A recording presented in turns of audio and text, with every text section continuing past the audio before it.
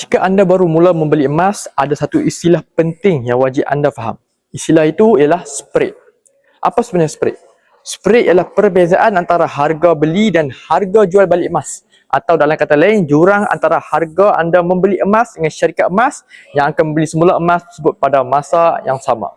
Sebagai contoh, hari ini harga jualan gold ball 5 gram ialah sekitar RM3,230. Tapi jika anda membeli gold ball 5 gram dan ingin menjual semula kepada Pabi Gold pada hari yang sama, harga belian semula adalah sekitar RM2,939. Perbezaan antara dua harga ini adalah sekitar RM291 ataupun 9% daripada harga jualan. Perbezaan inilah kita panggil tuan-puan yang dipanggil spread.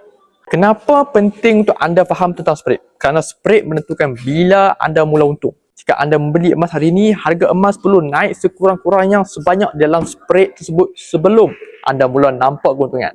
Sebab itu tuan-puan, semakin rendah spread, semakin cepat anda boleh dapat keuntungan. Setiap syarikat emas mempunyai kadar spread yang berbeza. Di Pabi Gold, spread untuk emas berketurunan 99.9 adalah sekitar 6 hingga 9% bergantung pada jenis dan berat emas tersebut. Tetapi sebelum anda dapatkan emas, jangan hanya melihat pada harga dan spread saja. Anda juga perlu melihat beberapa perkara lain. Adakah syarikat tersebut mempunyai stok emas yang mencukupi, mempunyai cawangan jual balik yang banyak dan juga tidak mengenakan syarat jual balik yang terlalu rumit. Semua ini penting untuk memastikan simpanan emas anda mudah dijual semula dan memberikan keuntungan yang maksimum. Lepas satu, jika saya punya perkongsian saya bermanfaat, tuan-puan boleh saja follow saya untuk dapatkan info lanjut tentang emas. Dan bagi tuan-puan ingin dapatkan bimbingan cara kita nak mulakan simpanan emas bersama Pabi Gold, anda boleh saja isi borang saya. InsyaAllah saya akan bimbing anda sebaik-baiknya. Ya, jangan lupa bersimpan, simpan supaya kita kaya.